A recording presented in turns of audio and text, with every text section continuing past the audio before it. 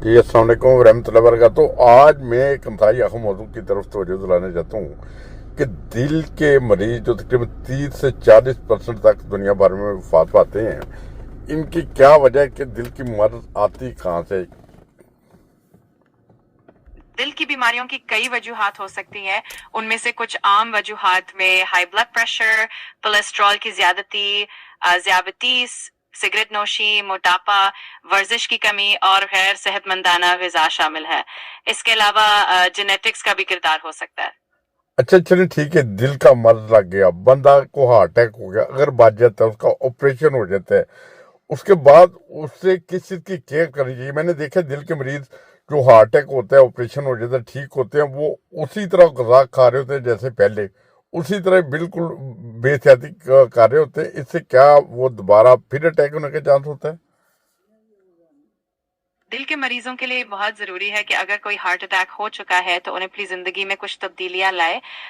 अच्छी और मुतवाज़िन ग़िज़ा का इस्तेमाल करें, बाकायदगी से वर्जिश करें, अपनी दवाएं वक्त पर लें और डॉक्टर की हिदायत पर अमल करें। अगर पुरानी गैर सेहतमंदाना आदत जारी रखेंगे तो दोबारा हार्ट अटैक का खतरा बढ़ सकता है।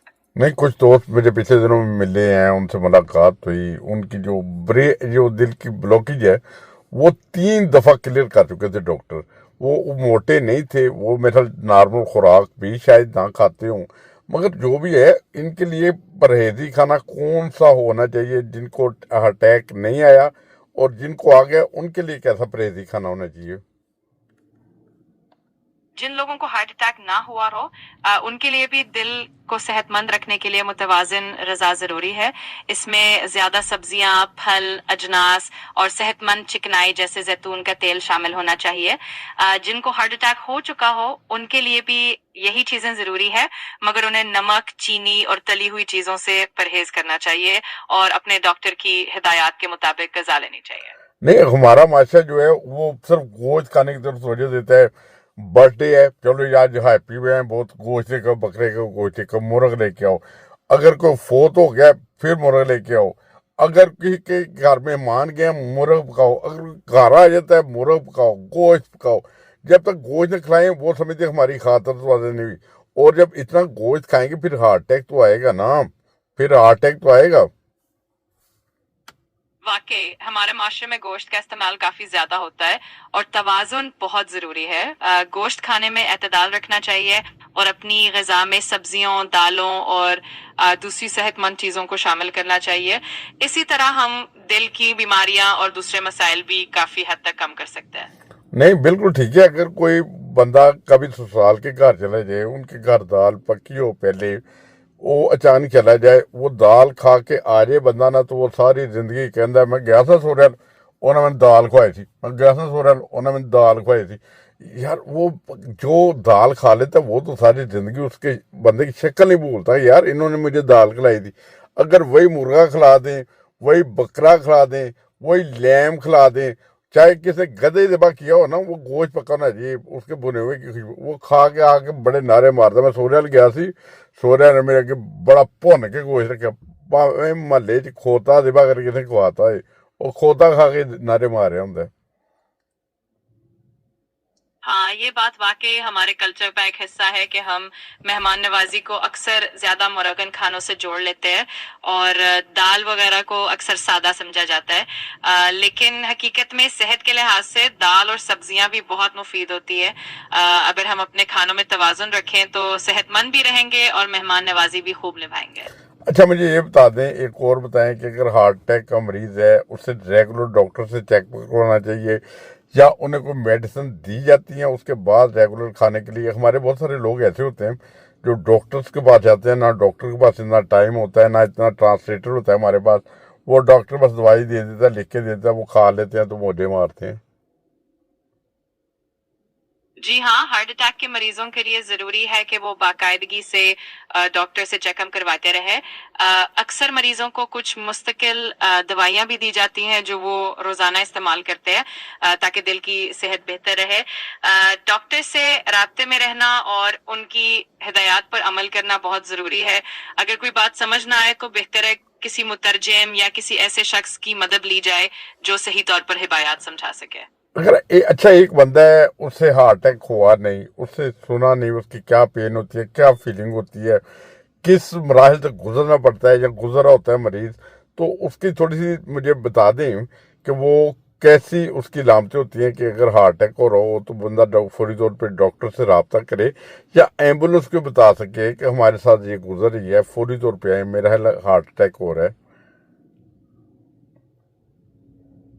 हार्ट अटैक के शिकार होने वाले शख्स को अमूमन सीने में बहुत शदीद दबाव या दर्द महसूस हो सकता है, जो बाजू, गर्दन, जबड़े या कमर तक भी फैल सकता है। इसके साथ साथ सांस लेने में दुश्वारी, शदीद कमजोरी, मतली या पसीना आना भी हो सकता है।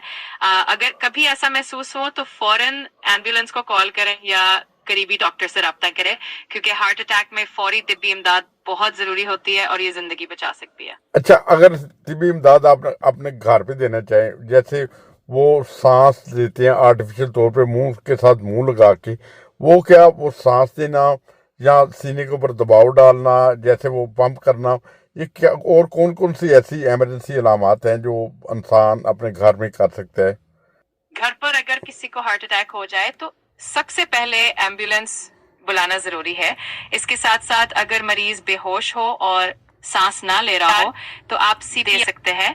इसमें सीने के दरमियान में अपने हाथ रखकर दबाव डालना होता है तकरीबन 100 से 100। देखें, सीपीआर करना बहुत आसान है। ये हाथ और ये हाथ, ये जो हथेलियां होती हैं ना, इसको एक दूसरे पे रखें और सीने के बीच वाली हड्डी पर हमने रखना है और इसके बाद हमने इसको दबाना है बहुत आराम आराम से। 1 2 3 4, 1 2 3 4, या लुब डुब लुब डुब लुब डुब लुब डुब, यह दिल की धड़कन की आवाज है। आप इसको दबाते रहें और ये आपका सीधा होना चाहिए। आप देखें, अगर अल्लाह ने जिंदगी दी है तो दिल दोबारा से चलना शुरू हो जाता है। हम में से हर शख्स को सीपीआर का पता होना चाहिए कि हम किस तरह इसको कर सकते हैं। बहुत आसान तरीका है, कोई लंबी चौड़ी बात नहीं है, सिर्फ हमने बीच की हड्डी को दबाना है 100 मरतबा फी मिनट की रफ्तार से।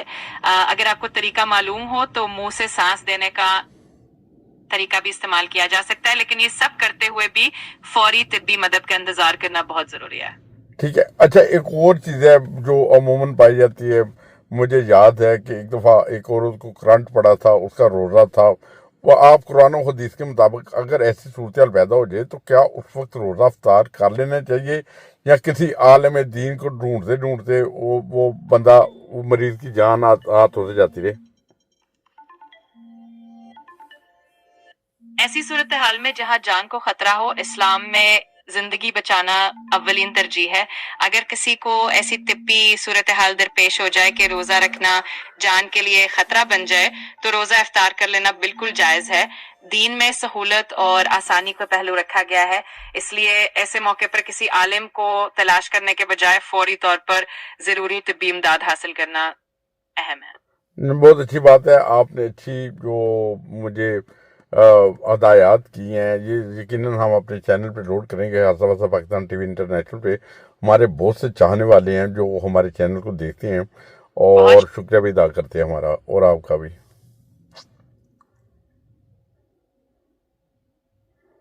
ये जानकर बहुत अच्छा लगा। आप सभी नाजरीन का भी शुक्रिया जिन्होंने हमें देखा और सुना। उम्मीद है हम मिलकर अच्छा और फायदेमंद मवाद अपने नाजरीन तक पहुंचाते रहेंगे। बहुत शुक्रिया।